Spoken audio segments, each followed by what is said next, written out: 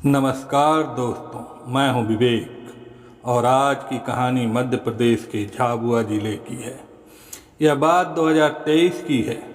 झाबुआ ज़िले में मेघनगर की एक कॉलोनी है। इसी कॉलोनी में चित्रा मेधा अपने पति सुशील मेधा और 3 बच्चों के साथ रहती थी। चित्रा का पति सुशील मेधा ड्राइवर की नौकरी करता था। दूसरी तरफ चित्रा एक पढ़ी लिखी महत्वाकांक्षी महिला थी जो समाज सेवा से राष्ट्रीय राजनीति में अपने पैर जमाने की कोशिश कर रही थी। उसकी सबसे बड़ी खासियत उसकी सुंदरता थी, जिसका वह बखूबी फायदा उठाती थी। बड़ी ही सहजता से वह किसी भी अधिकारी को प्रभावित कर अपना काम निकलवा लेती थी।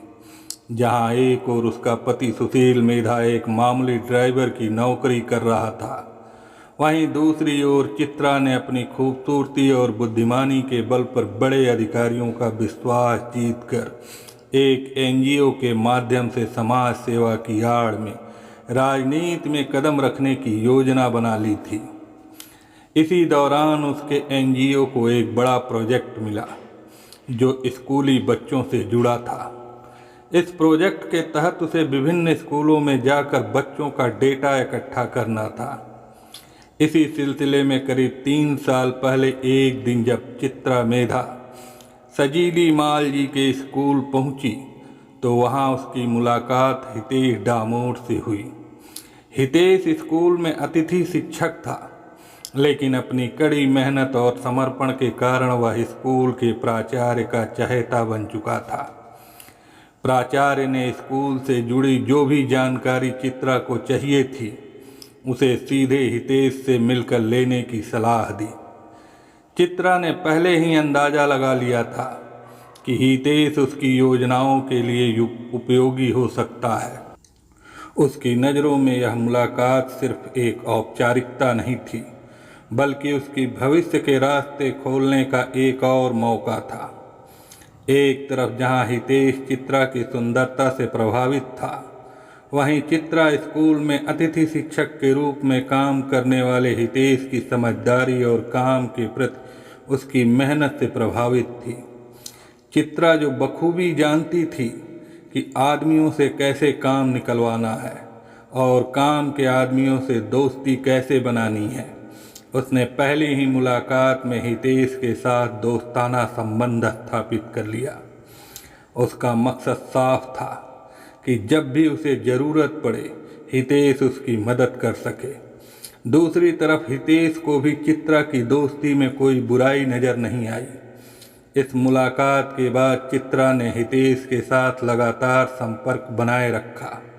वे अक्सर फ़ोन पर बातें करने लगे और धीरे धीरे यह रिश्ता और गहरा होता चला गया। चित्रा ने न सिर्फ हितेश को अपने घर बुलाना शुरू कर दिया, बल्कि खुद भी उसके घर जाने आने लगी। उनके बीच का यह रिश्ता अब न सिर्फ कामकाज तक सीमित था, बल्कि एक व्यक्तिगत दोस्ती में बदल चुका था। उस समय हितेश 29 साल का नवयुवक था, जबकि 3 बच्चों की मां शादीशुदा चित्रा 39 साल की हो चुकी थी। लेकिन धीरे धीरे वह चित्रा के बिंदास स्वभाव से आकर्षित होने लगा।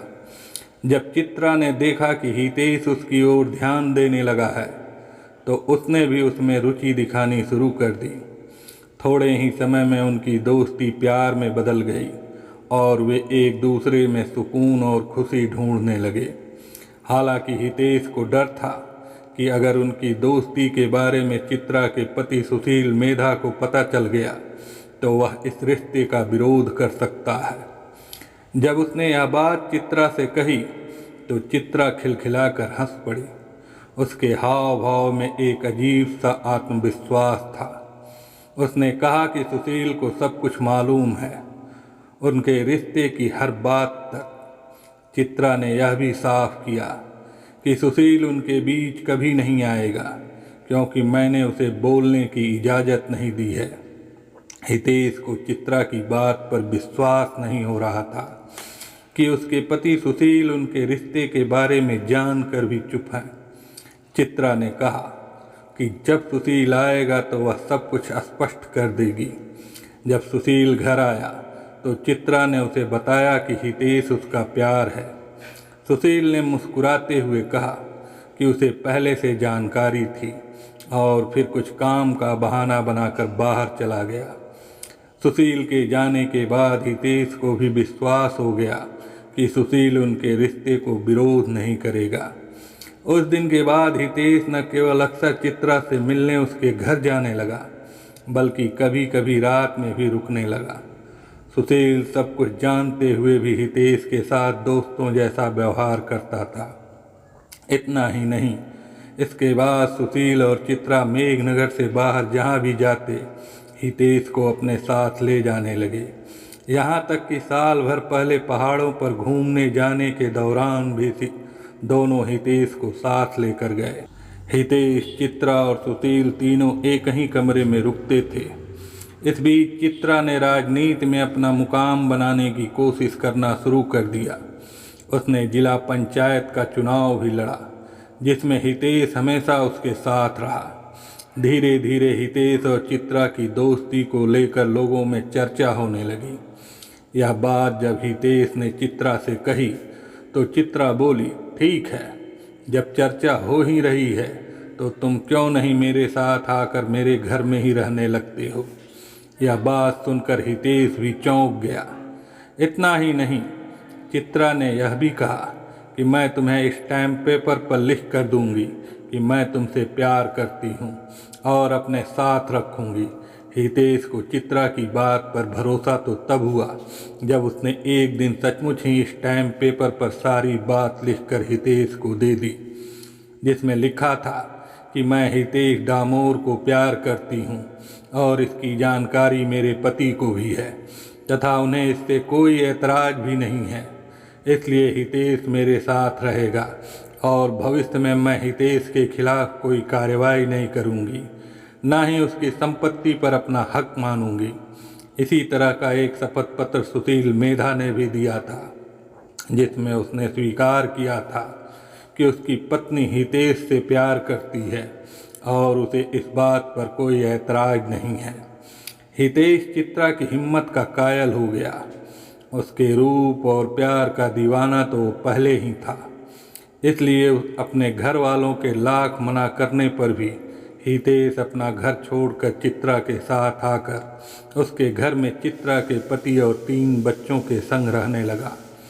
वैसे चित्रा का झाबुआ में भी एक घर है, इसलिए चित्रा हितेश ज़्यादातर झाबुआ वाले घर में रहते थे। हितेश अब चित्रा के साथ उसके घर में आकर रहने लगा। इस दौरान चित्रा का पति सुशील भी साथ रहता था, लेकिन सुशील के रहने न रहने से चित्रा पर कोई असर नहीं होता था। इतना ही नहीं, बड़ी बेटी 18 साल की हो चुकी थी।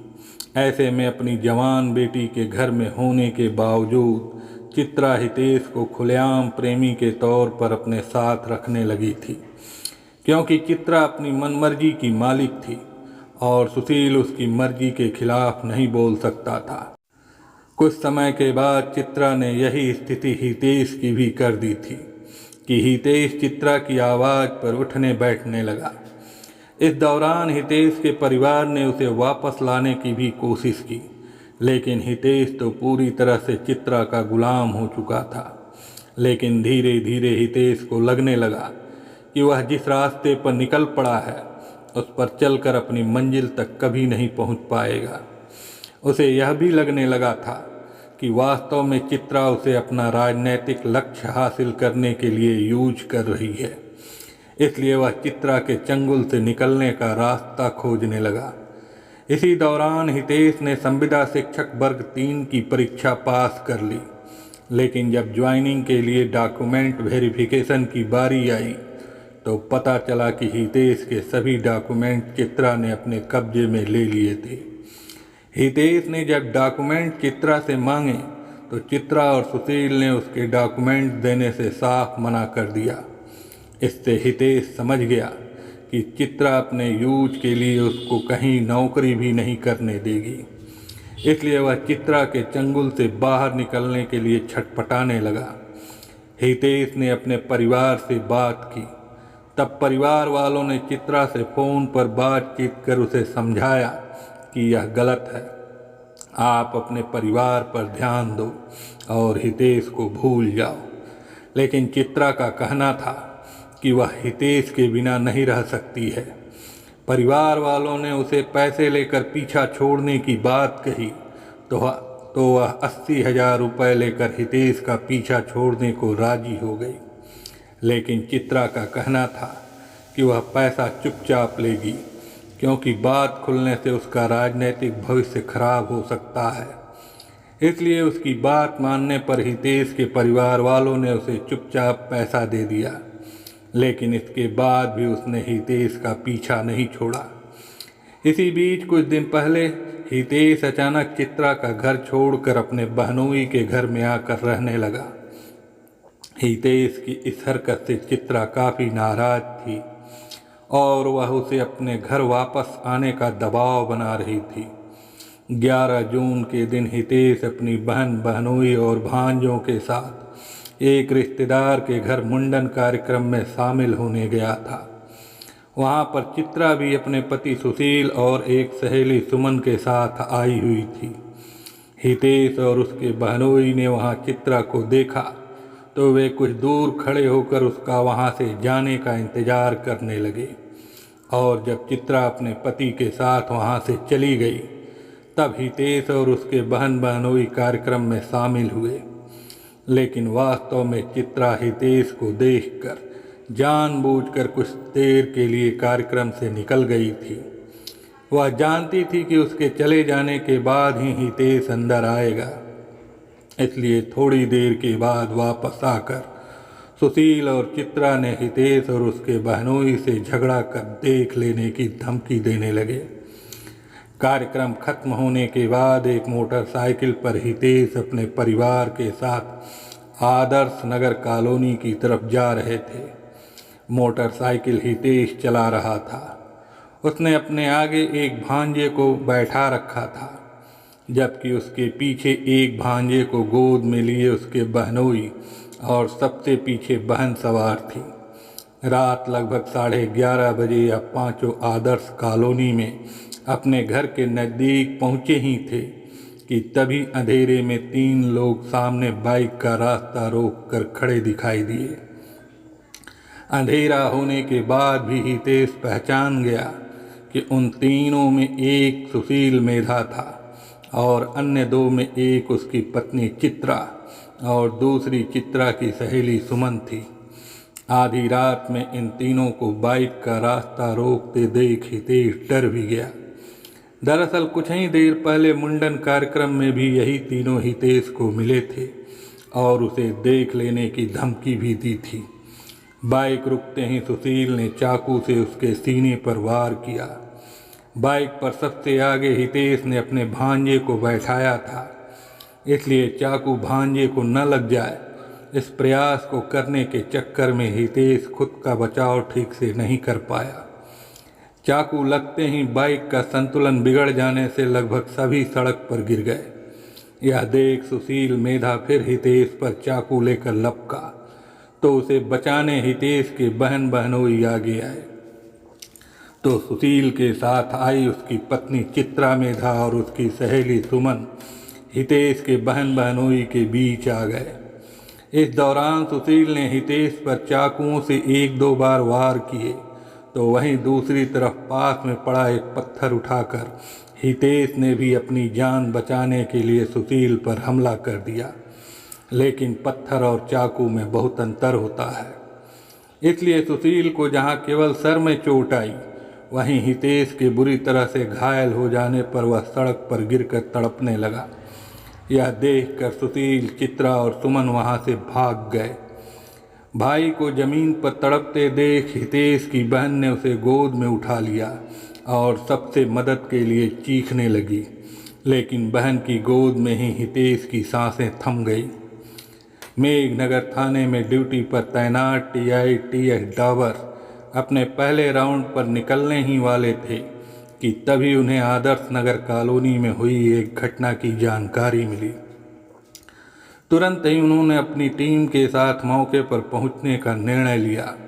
घटनास्थल पर उपस्थित हितेश डामोर के बहनोई से पूरी जानकारी लेने के बाद टी.एस. डावर ने रात में ही इस मामले की जानकारी बादला एसडीओपी को दे दी। उन्होंने हितेश का शव पोस्टमार्टम के लिए भेजने के साथ ही उसकी पत्नी चित्रा, सुशील मेधा और उसकी सहेली सुमन के खिलाफ हत्या का मामला दर्ज कर आरोपियों की तलाश शुरू कर दी। हितेश ने पत्थर उठाकर सुशील पर हमला किया था, जिससे सुशील भी घायल हो गया था। अपनी चोट का उपचार कराने के लिए वह जीवन ज्योति अस्पताल में भर्ती हुआ था, जहां से पुलिस ने उसे गिरफ्तार कर लिया। चित्रा और सुमन को भी पुलिस ने उसी समय हिरासत में ले लिया। प्रारंभिक पूछताछ के दौरान हितेश के परिवार ने चित्रा मेधा और उसके पति सुशील पर आरोप लगाया कि वे हितेश को ब्लैकमेल कर रहे थे। उनका कहना था कि चित्रा हितेश से उम्र में 10-11 साल बड़ी थी, फिर भी उसने उसे प्रेम जाल में बुरी तरह से फंसा लिया था। इसके अलावा सुशील मेधा को भी अपनी पत्नी के हितेश के साथ प्रेम संबंधों की जानकारी थी। पूछताछ में यह भी सामने आया था कि सुशील ने हितेश की हत्या इसलिए कर दी क्योंकि हितेश के साथ ब्रेकअप के बाद सुशील की पत्नी चित्रा उदास रहने लगी थी। ब्रेकअप के बाद हितेश चित्रा के ही मोहल्ले में रहने वाले अपने बहनोई के यहाँ रह रहा था, इसलिए उसका बार बार सामना चित्रा और उसके पति के साथ होता रहता था। चित्रा आने वाले विधानसभा चुनाव में अपनी किस्मत आजमाना चाहती थी, इसलिए उसे ऐसे समय में हितेश का दूर जाना काफ़ी खटक रहा था। वास्तव में जब चित्रा जिला पंचायत का चुनाव लड़ी थी, तब उसके चुनाव का पूरा मैनेजमेंट हितेश ने संभाला था। चुनाव में चित्रा काफ़ी कम अंतर से हारी थी, इसलिए उसे भरोसा था कि यदि हितेश साथ दे तो वह विधायक का चुनाव आसानी से जीत सकती है। मगर हितेश उससे ब्रेकअप कर दूर जा चुका था, इसलिए पत्नी की उदासी को लेकर सुशील हितेश से काफ़ी नाराज रहने लगा था, इसलिए उसकी हत्या कर दी। हितेश डामोर की हत्या के बाद सामने आई ये प्रेम कहानी अपने आप में चौंका देने वाली है। जहाँ तक हितेश का सवाल है तो वह अविवाहित और जवान था, इसलिए चित्रा के प्रति उसका आकर्षित हो जाना स्वाभाविक है। लेकिन शादीशुदा और 3 बच्चों की मां चित्रा की हितेश के प्रति दीवानगी समझ से परे है। वहीं चित्रा के पति की इस मामले में सहमति चौंका देने वाली है, इसलिए लोगों का मानना है कि अति महत्वाकांक्षी चित्रा का हितेश से यह प्रेम प्रसंग उसने किसी मकसद को लेकर रचा था। चित्रा का यह मकसद क्या था, यह चित्रा और सुशील के अलावा किसी की समझ में नहीं आ रहा था। खैर, पूछताछ के बाद सभी आरोपियों को गिरफ्तार कर जेल भेज दिया गया। आज की दूसरी कहानी उत्तर प्रदेश के मिर्ज़ापुर की है। मिर्ज़ापुर ज़िले में एक गांव है महदौरा। इसी गांव के रहने वाले मुन्ना लाल सरोज ने रेलवे की नौकरी से रिटायर होने के बाद बड़ा सा मकान बनवाया, जिसमें वह अपने पूरे परिवार के साथ रहते थे। उनके भरे पूरे परिवार में पत्नी, 2 बेटे, 1 बेटी और 1 बहू थी। गांव में मुन्ना लाल सरोज के पास खेती की ज़मीन थी, जिस पर उनका बड़ा बेटा अजीत कुमार सरोज सब्जी की खेती करता था। खेती के साथ साथ अजीत अपने मामा के साथ मिलकर होटल भी चलाता था, जबकि छोटा बेटा विजय सरोज कानपुर में बिजली विभाग में नौकरी करता था। वह कानपुर में ही रहता था। महदौरा में 9-10 कमरों का अपना शानदार मकान होने के साथ साथ मुन्ना लाल के पास गांव से कुछ दूर पर दूसरा मकान भी था। रात में वह उसी मकान पर सोया करते थे। घर में किसी चीज़ की कमी नहीं थी। दोनों बेटे अपने अपने पैरों पर खड़े हो चुके थे, जबकि वह खुद इतनी पेंशन पाते थे कि अकेले अपने दम पर पूरे परिवार का खर्च उठा सकते थे। बड़ा बेटा अजीत कुमार सुबह होने पर खेतों पर चला जाता था, फिर दोपहर में उसे वहां से होटल पर जाना होता था, जहां से वह रात में वापस लौटता था और खा पी कर सो जाता था। यह उसकी रोज की दिनचर्या थी। खेती और होटल के काम से उसे फुर्सत ही नहीं मिलती थी। उसे थोड़ा बहुत जो समय मिलता था उसे वह अपने बीवी बच्चों के साथ गुजारता था। अजीत की 3 बेटियां थीं, 10 साल की श्वेता, 7 साल की रीना और 3 साल की श्रुति। 29 मार्च 2018 का दिन था। रात होने पर अजीत कुमार रोज की तरह होटल से घर आया और पत्नी के हाथ से खाने का टिफिन लेकर अजीत दूसरे मकान पर चला गया, जहां उसके पिता मुन्ना लाल रात में सोने जाया करते थे। उनका रात का खाना अक्सर उसी मकान पर जाता था। अजीत उन्हें खाना देकर जल्दी ही लौट आया और घर आकर खाना खाने बैठ गया। खाना खाने के बाद वह अपने कमरे में सोने चला गया। अजीत की मां, पत्नी सरिता, बहन सोनी और अजीत की तीनों बेटियां बरामदे में सो गईं। अजीत सोते समय अपने कमरे का दरवाज़ा खुला रखता था। उस दिन भी वह अपने कमरे का दरवाज़ा खुला छोड़कर सोया था। देर रात पीछे से 4 दीवारी फाँद कर किसी ने अजीत के कमरे में प्रवेश किया और पेट पर धारदार हथियार से वार करके उसे मौत की नींद सुला दिया। अजीत की मौके पर ही मौत हो गई थी। आनन फानन में घर वाले उसे अस्पताल लेकर भागे, लेकिन वहां डॉक्टरों ने अजीत को देखते ही मृत घोषित कर दिया। जैसे ही इस घटना की सूचना पुलिस को मिली, वैसे ही विंध्याचल कोतवाली प्रभारी अशोक कुमार सिंह पुलिस टीम के साथ गांव पहुंच गए। अशोक कुमार सिंह ने इस घटना की सूचना अपने उच्चाधिकारियों को भी दे दी। इसके बाद उन्होंने घटना स्थल का निरीक्षण किया। घर के उस कमरे में जहां अजीत सोया हुआ था, वहां काफ़ी मात्रा में खून पड़ा हुआ था। यह देखकर उन्हें तुरंत समझ में आ गया कि उनकी हत्या बहुत बेरहमी से की गई थी। हत्या के तरीके को देखते हुए लगता है कि इसमें कई लोग शामिल हो सकते हैं। ऐसा लग रहा था कि हत्यारों को अजीत से कोई पुरानी दुश्मनी रही होगी या फिर किसी बात को लेकर बहुत ही नाराज थे। इसी वजह से उसकी हत्या इतनी बेरहमी से की गई थी।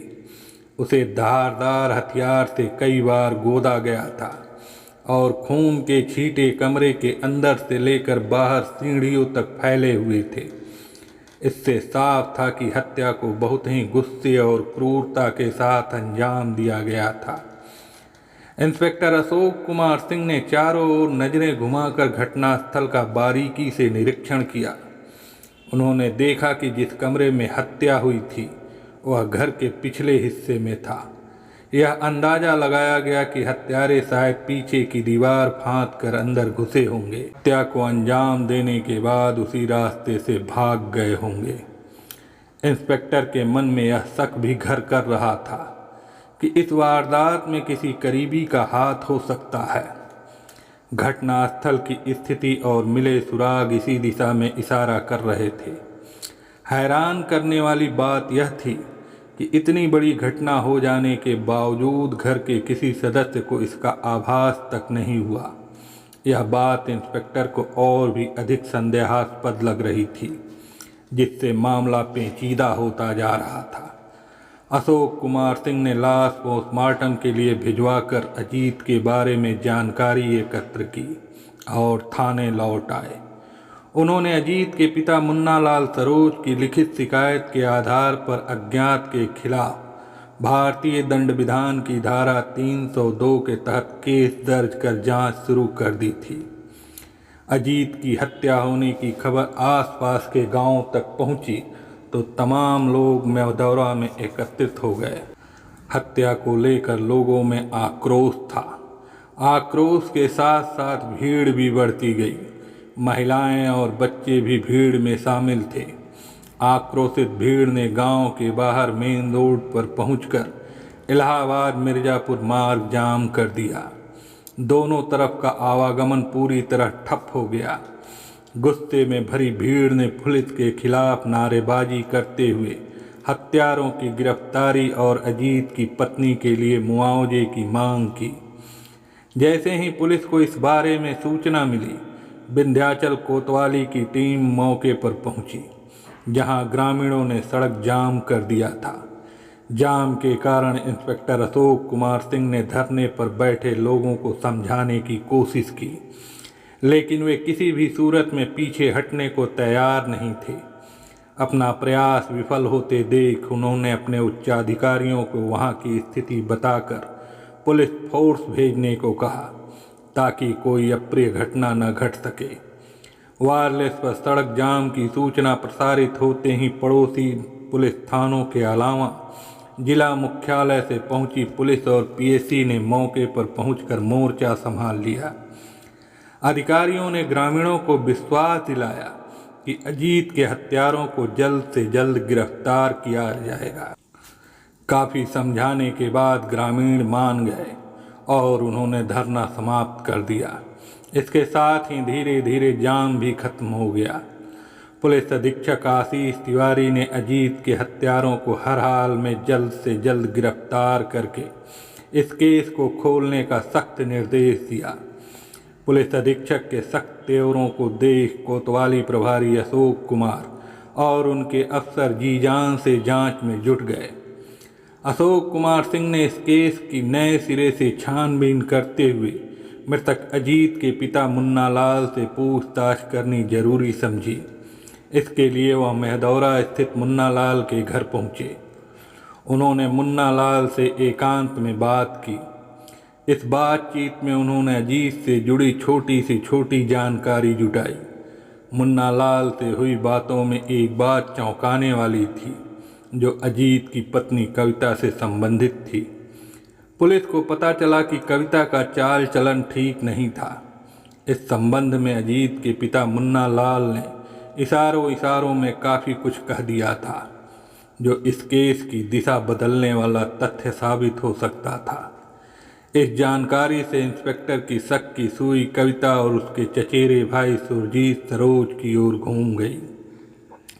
उन्होंने दोनों को थाने बुलाकर पूछताछ की, लेकिन कविता और सुरजीत लगातार खुद को निर्दोष बताते रहे। कविता अपने पति का हवाला देकर बचने की कोशिश कर रही थी, जबकि सुरजीत भाई होने का दावा कर रहा था। दोनों के घड़ियाली आंसू देख इंस्पेक्टर फिलहाल उन्हें छोड़ने का फैसला कर लिया, लेकिन उनकी निगरानी जारी रखने का निश्चय किया। इसी बीच एक खास मुखबिर ने इंस्पेक्टर अशोक कुमार सिंह को सूचना दी कि कविता और सुरजीत भागने की कोशिश कर रहे हैं। यह सुनकर अशोक ने बिना देरी किए 29 मार्च को मेहदौरा से कविता को थाने बुलवाया और उसके चचेरे देवर सुरजीत को भी हिरासत में ले लिया। थाने लाने के बाद दोनों से अलग अलग पूछताछ शुरू हुई। पहले कविता की बारी आई। उसने पुलिस को गुमराह करने की कोशिश करते हुए कहा, आप कैसी बात कर रहे हैं? भला कोई अपने हाथों से अपने सुहाग को क्यों उजाड़ेगा? कविता की इस बात से साफ था कि वह खुद को बचाने की कोशिश कर रही थी, लेकिन इंस्पेक्टर अशोक को उसके शब्दों में सच्चाई नहीं लग रही थी। अशोक कुमार सिंह ने कविता के बाद उसके चचेरे देवर सुरजीत से पूछताछ करने का निर्णय लिया। सुरजीत को जैसे ही बोलने का मौका मिला, तभी अचानक इंस्पेक्टर ने उसे झन्नाटेदार थप्पड़ जड़ दिया। इस सख्त रुख को देखकर कविता और सुरजीत ने खुद को चारों ओर से घिरा हुआ पाया और उन्होंने सच्चाई बताने में ही अपनी भलाई समझी। पुलिस ने दोनों से पूछताछ की तो अजीत के कत्ल की कहानी परत दर परत खुलती गई। अजीत सरोज की पत्नी के अवैध संबंध उसके चचेरे भाई सुरजीत से पिछले 5 वर्षों से थे। अजीत ने दोनों को एक बार रंगे हाथों पकड़ा था। उस वक्त घर वालों ने गांव में परिवार की बदनामी की वजह से इस मामले को घर में ही दबा दिया था। साथ ही दोनों को डांटा फटकारा भी था। अजीत ने सुरजीत को घर में आने से मना भी कर दिया था। इसमें कविता अंदर ही अंदर जलने लगी थी। उसे चचेरे देवर से मिलने का कोई रास्ता नहीं मिला तो उसने सुरजीत के साथ मिलकर पति की हत्या की योजना तैयार की ताकि पिछले 5 सालों से चल रहे प्रेम संबंध चलते रहें। इस स्थिति ने कविता और सुरजीत को इस सोच पर मजबूर किया कि उन्हें अजीत की हत्या की योजना बनानी होगी। उन्होंने एक सुनियोजित तरीके से अजीत को खत्म करने का फैसला किया ताकि वे अपने प्रेम कहानी को बिना किसी रुकावट के जारी रख सकें। योजना के मुताबिक सुरजीत ने घर में घुसकर बरामदे में सोए अजीत की चाकू भोंककर हत्या कर दी। सुरजीत की निशानदेही पर पुलिस ने हत्या में इस्तेमाल किया गया चाकू घर से 200 मीटर दूर गेहूं के खेत से बरामद कर लिया। कविता और सुरजीत ने स्वीकार किया कि जिस चाकू से अजीत की हत्या की गई थी उसे सुरजीत ने हत्या से एक दिन पहले ही गांव के एक लोहार से बनवाया था। पुलिस ने उस लोहार से भी पूछताछ की तो उसने इसकी पुष्टि की। अजीत हत्याकांड की गुत्थी सुलझाने के बाद पुलिस ने कविता और सुरजीत को जेल भेज दिया। ऐसे रिश्ते न केवल नैतिक और सामाजिक रूप से गलत होते हैं, बल्कि यह कई बार गंभीर समस्याओं जैसे परिवारों के टूटने, मानसिक तनाव, हिंसा और अपराध की ओर भी ले जाते हैं।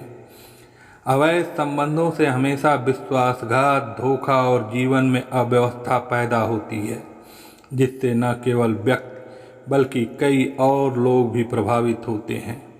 इसलिए रिश्तों में पारदर्शिता, सच्चाई और सम्मान को प्राथमिकता देना चाहिए।